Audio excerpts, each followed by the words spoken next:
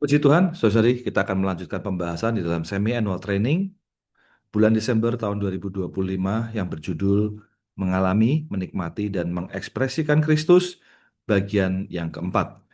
Dan kita akan melanjutkan di dalam pengkajian berita ke-41 atau berita yang kelima yang berjudul Pohon Hayat. Di dalam judul dan ayat penting dalam berita ini, kita perlu melihat bahwa pohon hayat sudah ada di dalam taman di Eden. Pohon hayat juga ada di dalam gereja dan dalam kerajaan. Pohon hayat juga ada di dalam kekekalan. Saudara-saudari, bahwa pohon hayat ini ada dari kitab Kejadian sampai dengan kitab Wahyu. Di dalam Kejadian pasal 2 ayat 8 ya. Di taman di dalam taman di Eden ya.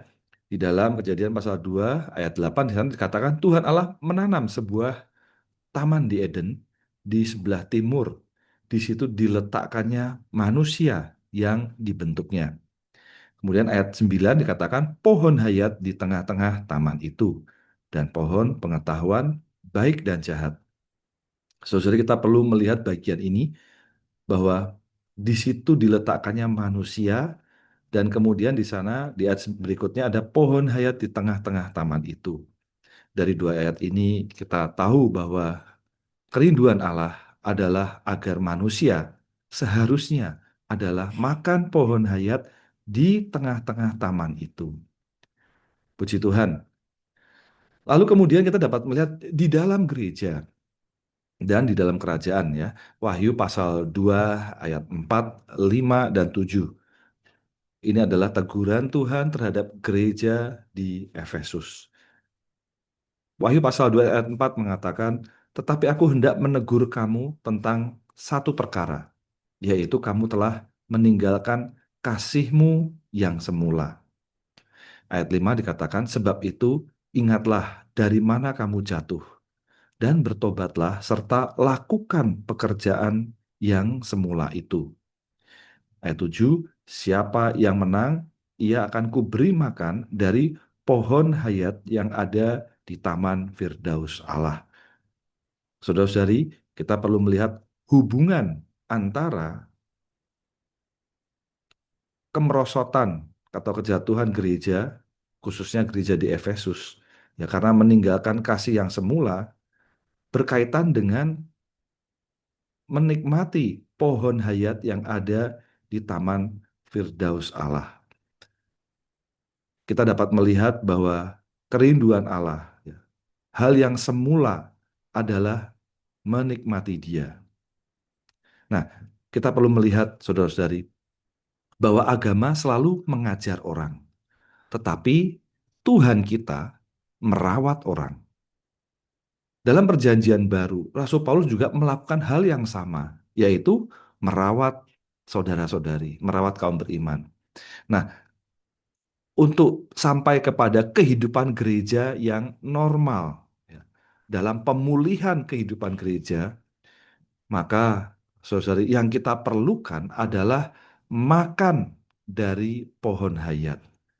Ya, kita perlu makan Tuhan sebagai pohon hayat kita di dalam roh. Puji Tuhan. Nah, meskipun saudari perkataan Alkitab itu adalah tulisan yang dapat kita baca, tetapi seharusnya kita tidak menganggap itu adalah teori yang mengajar pikiran kita, melainkan menganggap bahwa itu adalah makanan yang memberi rawatan kepada roh kita. Puji Tuhan. Tuhan berjanji ya di dalam Wahyu pasal 27 ini ya, untuk para pemenang Tuhan akan memberi makan ya pohon hayat.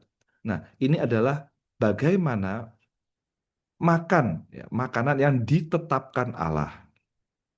Jadi Tuhan berharap bahwa memulihkan umat Allah adalah melalui makan makanan yang tepat, yaitu makan yang ditetapkan Allah.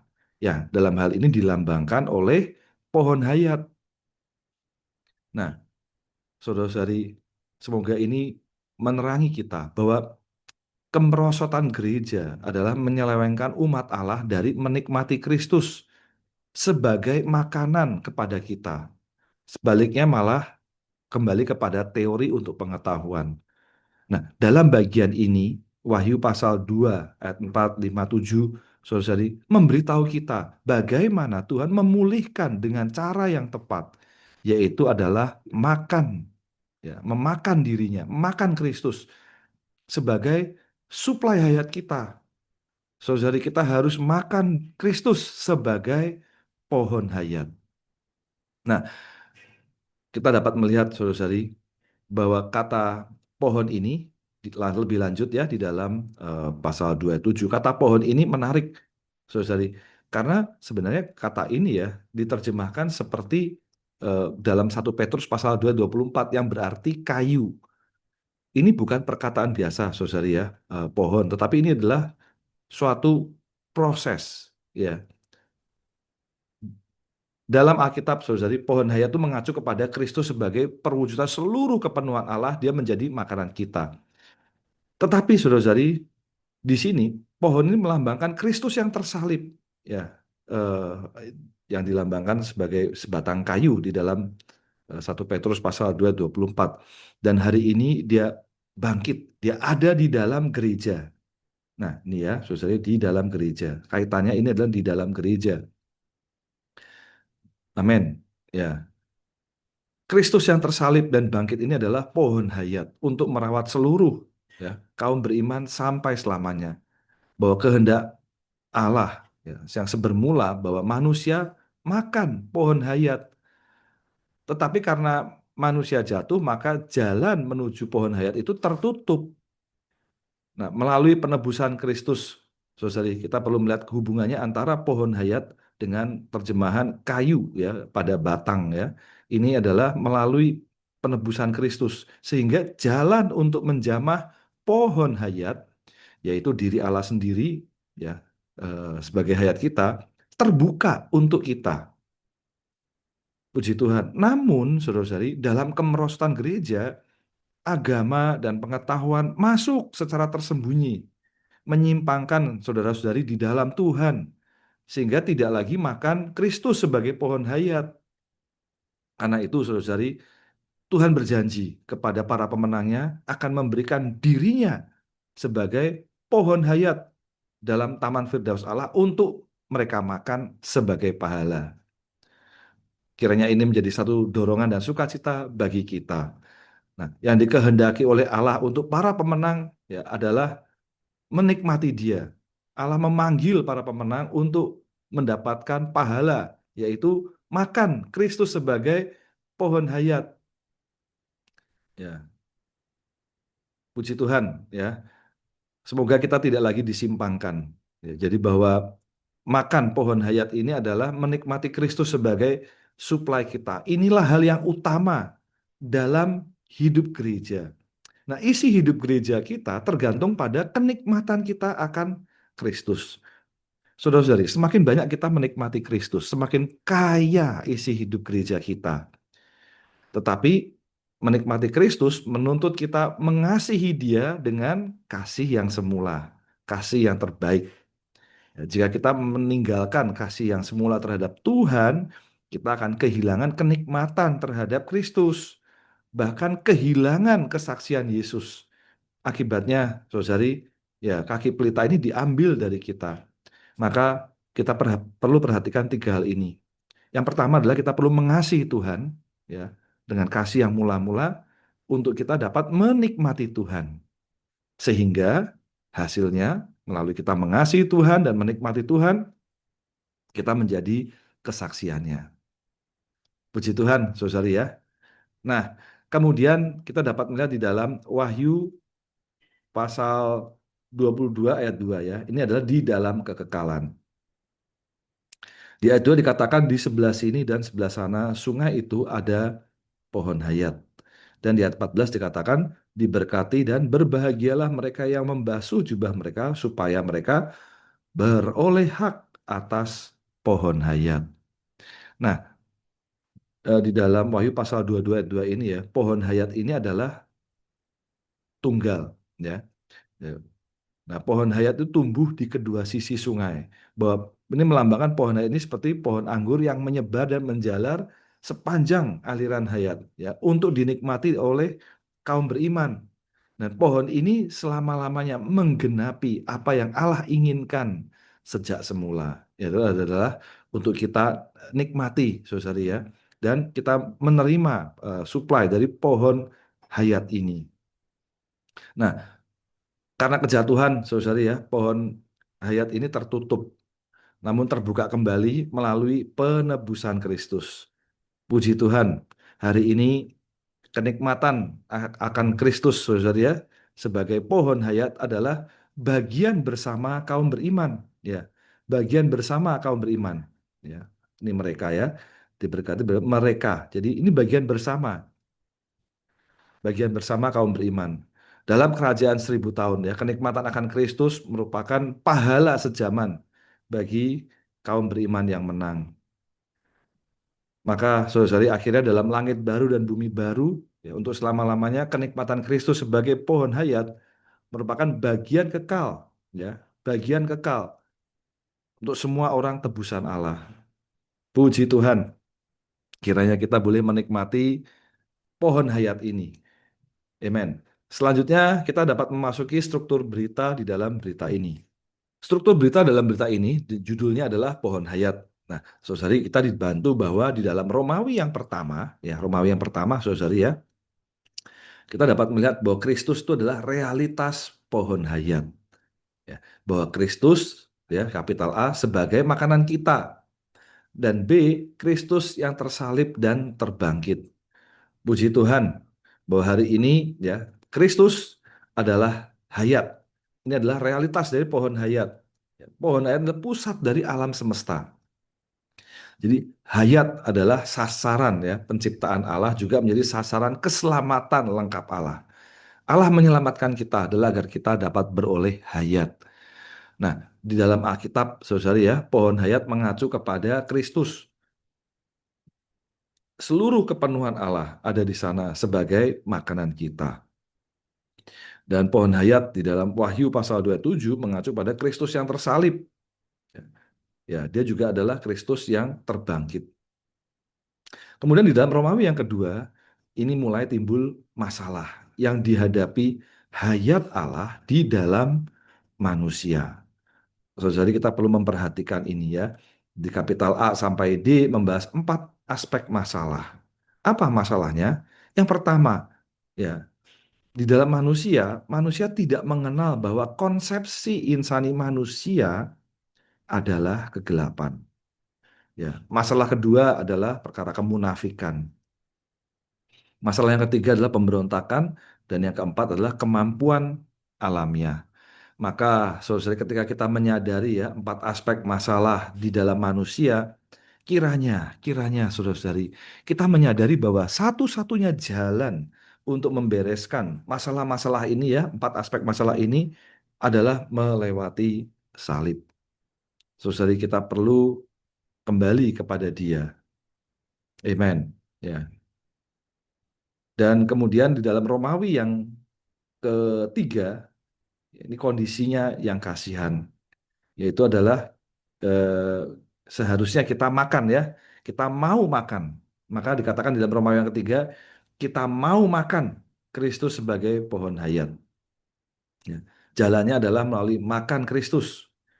Nah, agar kita makan Kristus sebagai pohon hayat kita perlu mempersilahkan Dia menduduki tempat yang pertama dalam segala sesuatu, yaitu mengasihi Dia dengan kasih yang semula, didesak oleh kasih-Nya dengan Dia sebagai segala sesuatu, dan menerima Dia sebagai segala sesuatu dalam kehidupan kita. Nah, di satu pihak, sesungguhnya makan pohon hayat dalam Taman Firdaus Allah mengacu pada kenikmatan khusus akan Kristus sebagai suplai hayat kita pada Yerusalem baru dalam kerajaan 1000 tahun yang akan datang. Tapi di pihak yang lain, dalam kehidupan gereja hari ini, kita sedang menikmati Kristus yang tersalib dan terbangkit sebagai pohon hayat, ya, sebagai suplai hayat. Maka saudari, jika kita tidak menikmati Kristus sebagai pohon hayat dalam kehidupan gereja hari ini, kita pasti tidak akan berbagian dalam pohon hayat di dalam zaman kerajaan. Ini ya, saudara ya. Jadi kapital A sampai M, bagaimana kita makan pohon hayat di dalam kehidupan gereja. Kapital N sampai P, makan pohon hayat di dalam kerajaan. Q sampai R adalah di dalam kekekalan. Ada 18 item ini ya, saudara ya. Mari selanjutnya kita lihat di dalam struktur pembacaan harian.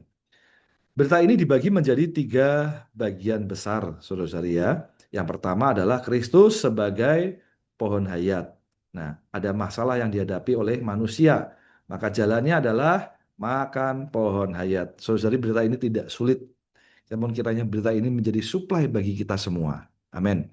Ya, hari yang pertama membahas bahwa Kristus adalah realitas pohon hayat, ya, dan pohon hayat ini adalah pusat dari alam semesta. Nah, pohon hayat adalah Kristus sebagai makanan kita. Nah, kemudian di dalam hari yang kedua, pohon hayatnya adalah Kristus yang tersalib dan terbangkit. Ya, puji Tuhan, Kristus kita yang telah tersalib dan dia juga telah terbangkit. Ini adalah bagi kenikmatan kita akan Kristus sebagai pohon hayat. Nah, kemudian di dalam hari yang ketiga, kita akan membahas mengenai 4 aspek masalah yang dihadapi oleh manusia ya. Maka jalan untuk membereskan masalahnya, saudari, adalah melalui salib, adalah agar kita menikmati pohon hayat. Dan kemudian hari yang keempat, saudari, kita makan Kristus sebagai pohon hayat dalam kehidupan gereja. Bagaimana kita bisa makan Kristus sebagai pohon hayat dalam kehidupan gereja? Maka kita perlu mengasihi Tuhan dengan kasih yang semula. Ya, kasih yang semula ini, saudari ya, adalah kehidupan gereja. Ya, penuh sukacita di taman Allah ya, menjadi firdaus. Kemudian di dalam hari yang kelima kita perlu mempersilahkan Kristus menduduki tempat yang pertama. Ya, tentu kasih yang semula adalah menaruh Kristus di tempat yang pertama. Kristus menduduki di tempat yang pertama dalam semua berita kita ya. Seluruh kehidupan kita dia adalah yang utama. Dan Kristus menduduki tempat yang pertama dalam segala sesuatu kita. Sehingga, saudari, di dalam kehidupan gereja kita bersama dengan saudari-saudari yang lain menikmati pohon hayat, maka kita berkualifikasi untuk makan pohon hayat dalam kerajaan dan dalam kekekalan. Puji Tuhan. Kita lanjutkan di dalam pembahasan hari yang pertama. Dalam hari yang pertama, kita dapat melihat bahwa Kristus sebagai hayat adalah pusat alam semesta. Ya, jadi bahwa pohon hayat ini adalah pusat dari alam semesta. Nah, pohon hayat itu adalah Kristus sebagai makanan kita. Jadi sebenarnya saudara ya, pusat alam semesta adalah Kristus sebagai makanan kita. Nah, kembali kita melihat di dalam Kejadian 2 ayat 9. Di sana dikatakan, dan dari tanah itu Tuhan Allah menumbuhkan setiap pohon yang menarik dipandang baik untuk dimakan, dan juga pohon hayat di tengah-tengah taman itu, serta pohon pengetahuan baik dan jahat. Nah, saudara-saudari ya, jadi frase ini, pohon hayat di tengah-tengah taman itu, ya, ini menunjukkan bahwa ya pohon hayat ini adalah ya pusat alam semesta. Tetapi kita juga perlu ingat bahwa kata pohon hayat ini juga mengacu kepada diri Kristus sebagai makanan kita. Ya, jadi pohon hayat adalah pusat alam semesta. Ya, hayat adalah sasaran penciptaan Allah, juga menjadi sasaran keselamatan lengkap Allah. Ya, jadi Allah menyelamatkan kita, saudari, adalah agar kita mengalami hayat, menikmati hayat.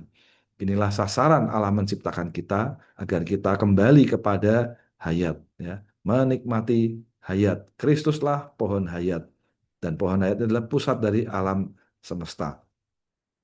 Nah, Kristus sebagai makanan kita di dalam Yohanes 14 ayat 6. Sana dikatakan, Yesus berkata kepadanya, akulah jalan dan realitas dan hayat. Kemudian di dalam pasal 15 ayat 1, Tuhan mewahyukan dirinya ya, mengatakan bahwa akulah pohon anggur. Dan di dalam Kolose pasal 3 ayat 4 dikatakan Kristus adalah hayat kita. Ketika dia dinyatakan, kamu pun akan dinyatakan bersama dengan dia dalam kemuliaan. Di sini kita dapat melihat korelasinya bahwa Kristus adalah hayat. Kristus juga adalah pohon anggur. Kristus adalah hayat kita. Maka kita dapat mengetahui bahwa Kristus juga adalah pohon anggur untuk kita makan, untuk kita nikmati. Maka saudari, jadi dalam Alkitab pohon hayat mengacu kepada Kristus. Ya, pohon hayatnya adalah Kristus ya. Perwujudan semua kekayaan Allah sebagai makanan kita. Dan Allah menempatkan kita di depan pohon hayat, menunjukkan bahwa Allah menghendaki manusia menerima dia sebagai hayat, ya, melalui makan dia secara organik dan menyerap dia secara metabolik. Tujuannya adalah Allah menjadi unsur penyusun apa adanya manusia. Saudari, inilah kerinduan hati Allah kita. Amen. Allah menjadi apa adanya manusia melalui manusia makan dia sebagai pohon hayat. Dalam hari yang kedua, kita akan membahas bahwa pohon hayat adalah Kristus yang tersalib dan terbangkit ya. Saudari ya, dia adalah yang tersalib dan juga terbangkit. Amen. Di dalam 1 Petrus pasal 2 ayat 24 dikatakan, dia sendiri memikul dosa-dosa kita dalam tubuhnya pada batang kayu. Yohanes 11 ayat 25 mengatakan, Yesus berkata kepadanya, akulah kebangkitan dan hayat. Dan di dalam Wahyu pasal 27 dikatakan, siapa yang menang, dia akan kuberi makan dari pohon hayat yang ada di Taman Firdaus Allah. Nah, Taman Firdaus Allah dalam bagian ini ya, adalah Yerusalem baru. Dan Tuhan berjanji akan memberi para pemenang dari gereja di Efesus makan pohon hayat. Jadi menunjukkan bahwa mereka makan Kristus dalam kehidupan gereja hari ini. Dan makan dia sebagai pohon hayat dalam Yerusalem baru sampai selama-lamanya. Jadi pohon hayat ini kita nikmati hari ini dalam hidup gereja dan sampai selama-lamanya dalam Yerusalem baru. Dan kenikmatan khusus akan Kristus menjadi suplai hayat kita di Yerusalem baru dalam kerajaan 1000 tahun yang akan datang. Ini adalah pahala bagi kaum beriman pemenang. Nah, saudari, kita perlu berkesan ya kata pohon hayat ini. Jadi pohon hayat ini adalah mengacu pada batang kayu. Bagaimana pohon hayat ini menjadi suplai hayat kita, dia pun juga telah melewati proses melalui kematian dan kebangkitan. Maka Tuhan berkata, akulah kebangkitan dan hayat. Kita perlu berkesan bahwa sebenarnya ketika kita makan pohon hayat, ya, kita juga perlu melewati kematian dan kebangkitan. Sehingga hasilnya, amen, Kristus adalah yang tersalib dan terbangkit menjadi suplai kita. Dia harus tersalib dan terbangkit, amen, menjadi pohon hayat ya yang di dalam kitab Wahyu, amen, untuk kita nikmati sampai selama-lamanya dalam Yerusalem baru. Nah, pengalaman akan pohon hayat yang membuat air pahit menjadi manis. Pengalaman Bani Israel akan air pahit menjadi manis di Marah, dan Keluaran 15 ayat 22 sampai 23 mengatakan bahwa Musa memimpin bangsa Israel maju dari Laut Merah dan mereka dari situ pergi ke padang gurun Syur, dan mereka berjalan selama 3 hari di padang gurun dan tidak menemukan air. Ketika mereka tiba di Mara, mereka tidak dapat minum air di Mara karena air itu pahit.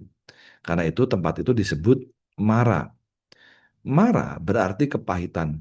Allah menunjukkan kepada Musa jalan untuk menanggulangi air pahit itu, yaitu melemparkan sebatang pohon ke dalamnya dan air itu menjadi manis. Pohon di sini melambangkan salib Kristus.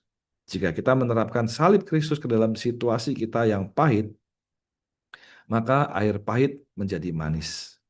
Keluaran 15 ayat 26b mengatakan, akulah Tuhan yang menyembuhkan kamu. Nah, penggunaan kata menyembuhkan di sini menunjukkan bahwa kaum beriman sakit juga merupakan pengalaman akan air pahit menjadi manis. Selanjutnya, Kristus sebagai realitas pohon hayat. Jadi bahwa pohon hayat di dalam Taman Firdaus adalah sasaran penciptaan Allah. Ya, pohon hayat dalam gereja adalah suplai hayat kaum beriman. Dan pohon hayat dalam kerajaan 1000 tahun adalah pahala yang diberikan kepada pemenang. Dan pohon hayat dalam kekekalan adalah bagian kekal yang diberikan umat tebusan. Puji Tuhan, saudara ya. Jadi kita perlu jelas bahwa pohon hayat di Taman Firdaus Allah adalah sasaran penciptaan Allah agar Ketika Allah menciptakan manusia, manusia dapat makan buah dari pohon hayat ini. Itu yang dimaksud dengan sasaran penciptaan Allah ya. Jadi agar dinikmati, agar dimakan. Puji Tuhan. Kemudian dalam hari yang ketiga, inilah masalah-masalah yang dihadapi hayat Allah di dalam manusia ya. Ada 4 aspek masalah dan kita akan melihat jalan untuk membereskan masalah. Dalam Galatia pasal 1 ayat 16 dikatakan berkenan mewahyukan ya anaknya di dalam aku. Nah, masalah pertama yang dihadapi dalam manusia adalah manusia tidak mengenal bahwa konsepsi insani kita ini adalah kegelapan.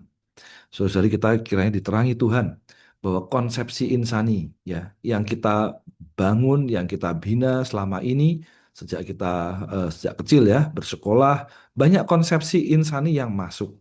Kita tidak menyadari bahwa konsepsi insani ini adalah kegelapan. Ya, membawa manusia itu akhirnya jauh dari konsep menikmati Kristus sebagai pohon hayat. Manusia akhirnya berupaya ya, dengan konsepsinya sendiri mengusahakan jalannya. Dan inilah masalah yang pertama. Kiranya Tuhan menerangi kita, saudara ya. Masalah yang kedua adalah kemunafikan. Ya, dan yang ketiga adalah pemberontakan. Dan yang keempat adalah kemampuan alamiah kita. Nah, kemampuan alamiah ini adalah merasa bahwa kita mampu mengerjakan jalan kita sendiri, cara kita sendiri, sesuai dengan kemampuan alamiah masing-masing. Nah, ini adalah satu masalah. Jadi, baik mengenal bahwa konsepsi insani kita adalah kegelapan, baik kemunafikan, pemberontakan, dan kemampuan alamiah kita ini adalah masalah. Ya. Nah, saudari ya, jalan untuk membereskan masalahnya adalah seperti yang dikatakan di dalam Galatia pasal 2 20b sampai 21a. Di sana dikatakan, aku telah disalibkan bersama Kristus. Sekarang bukan lagi aku yang hidup, tetapi Kristus yang hidup di dalam aku. Di dalam Matius pasal 16 ayat 24, sana dikatakan, Yesus berkata kepada murid-muridnya, siapa yang mau mengikut aku, hendaklah dia menyangkal dirinya dan memikul salibnya dan mengikut aku. Maka, saudari, di sini kita perlu melihat bahwa Rasul Paulus telah disalibkan bersama Kristus. Ya, pengalaman disalibkan ini, saudari ya. Maka hasilnya bukan lagi Rasul Paulus yang hidup, tetapi Kristus yang hidup di dalam Rasul Paulus. Dan Tuhan juga berkata kepada murid-muridnya, siapa yang mau mengikut dia, ya mengikut Tuhan, ya perlu menyangkal diri dan memikul salib dan mengikut Tuhan. Ya, jadi jalan, ya satu-satunya jalan untuk membereskan masalah-masalah di dalam kita ya adalah harus melewati salib, mempersilakan salib meremukkan kita agar hayat Kristus yang tidak dibatasi di dalam kita. Kita harus mengalami peremukan salib agar masalah-masalah ini ditanggulangi dan disingkirkan.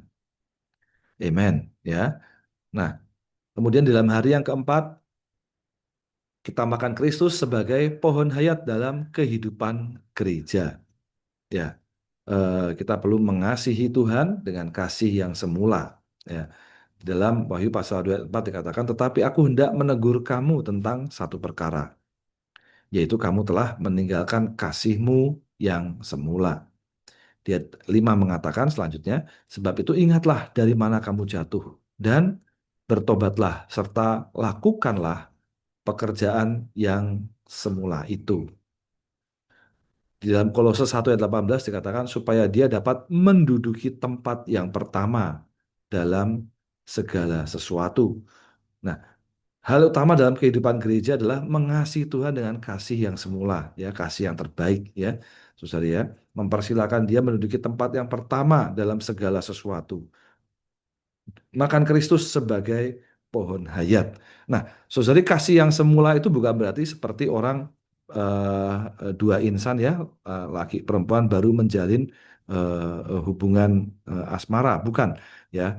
Tetapi kasih yang semula ini adalah kasih yang mempersilahkan Kristus menduduki tempat yang pertama dalam segala sesuatu. Jadi saudari ya, kasih yang semula itu adalah menempatkan Kristus sebagai yang pertama dalam segala sesuatu. Nah, Untuk menempatkan ini, maka saudara kita perlu makan Kristus sebagai pohon hayat. Nah, isi kehidupan gereja kita sebenarnya terletak pada kenikmatan akan Kristus. Semakin kita menikmati Kristus, isi hidup gereja kita semakin kaya. Nah, saudara ya, ini di dalam Taman Firdaus ya, di dalam Wahyu pasal 27 mengatakan siapa yang menang, dia akan kuberi makan dari pohon hayat yang ada di Taman Firdaus Allah. Satu pihak ya sesungguhnya makan pohon hayat dalam Taman Firdaus dalam pasal 27 mengacu pada kenikmatan khusus akan Kristus sebagai suplai hayat kita pada Yerusalem baru dalam kerajaan 1000 tahun yang akan datang. Ya, ini sebagai pahala kerajaan 1000 tahun. Di pihak lain, kehidupan gereja hari ini, ya, kita sedang menikmati Kristus yang tersalib dan terbangkit sebagai pohon hayat, yaitu suplai hayat sebagai pencicipan. Dan setiap gereja lokal adalah firdaus Allah. Di dalamnya Kristus adalah pohon hayat bagi kenikmatan kita. Puji Tuhan, ya. Dimanapun kita berada, kita dapat menikmati Kristus sebagai pohon hayat kita. Nah, penyebab intrinsik kegersangan gereja adalah Kristus tidak ditinggikan oleh umat Allah. Ya, mereka tidak mempersilahkan Kristus menduduki tempat yang pertama dalam segala sesuatu. Nah, saudari ketika kita meletakkan Kristus sebagai yang pertama ya dalam segala sesuatu adalah melalui kita makan Kristus sebagai pohon hayat. Amen ya. Firdaus kita adalah kehidupan gereja hari ini. Jika kita mempersilahkan Kristus menduduki tempat yang pertama dalam segala sesuatu dan menikmati Dia sebagai pohon hayat setiap hari, kita adalah orang Kristen yang ajaib dan menang. Ketika kita menikmati Kristus sebagai pohon hayat, kita memiliki firdaus Allah. Pohon hayat pertama kali terlihat dalam Taman Eden dalam kitab Kejadian. Pada waktu itu Taman Eden adalah Taman Firdaus Allah. Firdaus kita adalah kehidupan gereja hari ini. Jika Anda tidak mempersilahkan Tuhan menduduki tempat yang pertama, tidak menikmati Tuhan, bahkan hanya sebulan, kehidupan gereja mungkin menjadi tempat yang tidak menyenangkan bagi Anda. Tentu saja Anda mungkin tidak mengatakan itu, tetapi dalam batin Anda akan berpikir bahwa kehidupan gereja tidak begitu baik. Maka gereja tidak lagi menjadi firdaus bagi Anda. Tetapi ketika Anda menang atas kehilangan kasih yang semula dan menjaga makan Kristus, yaitu menjaga kenikmatan akan Tuhan, kehidupan gereja akan segera menjadi firdaus bagi Anda. Karena itu, perasaan dan sikap kita terhadap gereja terletak pada situasi. Ya.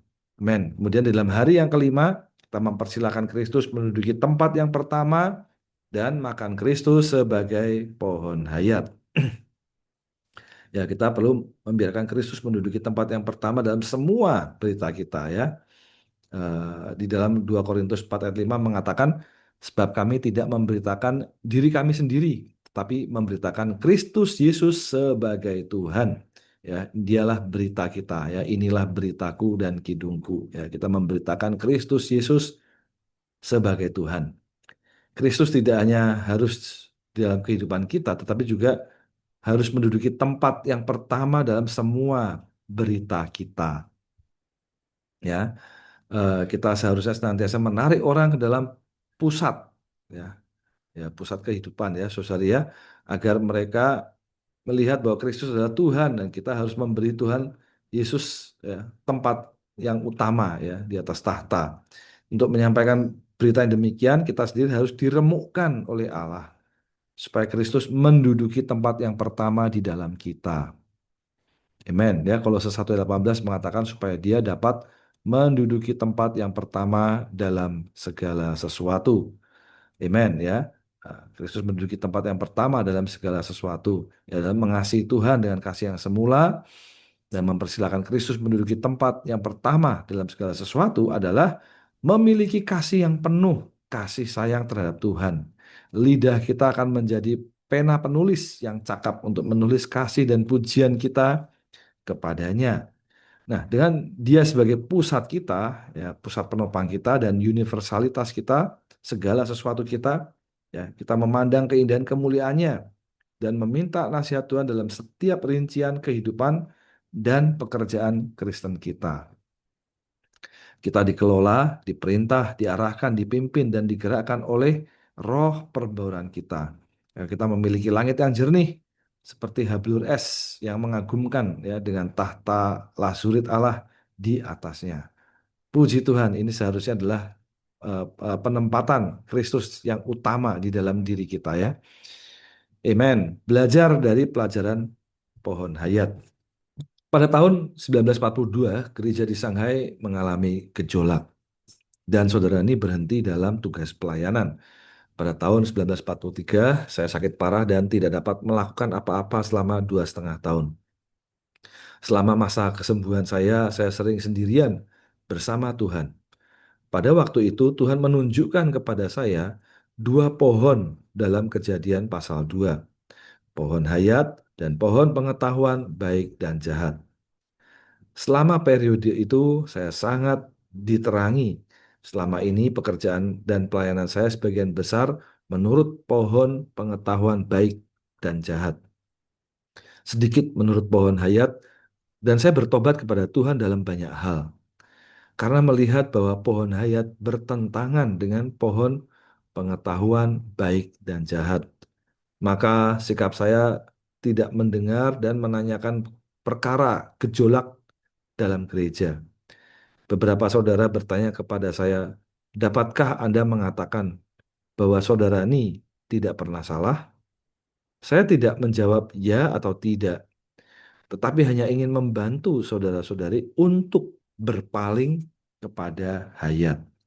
Selanjutnya kita dapat melihat di dalam hari yang ke-6, makan pohon hayat di dalam kerajaan dan kekekalan. Di dalam kerajaan, di dalam Mazmur 45 ayat 17 dikatakan, leluhurmu akan digantikan oleh anak-anakmu. Engkau akan mengangkat mereka menjadi pemimpin di seluruh bumi. Ayat 18, aku akan membuat namamu diingat dalam semua generasi. Maka bangsa-bangsa akan memuji engkau untuk selama-lamanya. Wahyu pasal 27 mengatakan, siapa yang menang? Dia akan kuberi makan dari pohon hayat yang ada di taman Firdaus Allah. Amen. Ya, kata leluhur ini, ya, saudara, ya, leluhur melambangkan leluhur Kristus dalam tubuh daging. Ya, dan anak-anak melambangkan para pemenang Kristus. Amen. Ya, pemimpin melambangkan para pemenang Kristus yang meraja bersama untuk memerintah bangsa-bangsa. Puji Tuhan, ya. Nama Kristus akan diingat sepanjang generasi melalui para pemenang. Dan Kristus akan dipuji oleh bangsa-bangsa melalui orang-orang kudusnya yang menang dan meraja. Dan di dalam kekekalan, saudari, ya, Wahyu 22 ayat 14 mengatakan, diberkati dan berbahagialah mereka yang membasuh jubah mereka, supaya mereka beroleh hak atas pohon hayat dan masuk melalui pintu-pintu gerbang ke dalam kota. Jadi siapa saja membasuh jubah mereka dalam darah penebusan Kristus, ya, jubah ini melambangkan keinsanian, ya, saudari, ya, dicuci di dalam darah penebusan Kristus, dia berhak menikmati pohon hayat sebagai bagian kekal mereka dalam kota kudus, Taman Firdaus Allah dalam kekekalan. Terakhir, saudari, sebagai penutup, kiranya kita makan pohon hayat dan menikmati Firdaus dalam gereja hari ini. Amen. Yang kedua adalah kiranya pengalaman akan Kristus sebagai pohon hayat, ya, mengubah air pahit menjadi manis. Dan terakhir, kita belajar dari pelajaran pohon hayat. Kita berpaling kepada hayat. Puji Tuhan, dialah pohon hayat. Amin.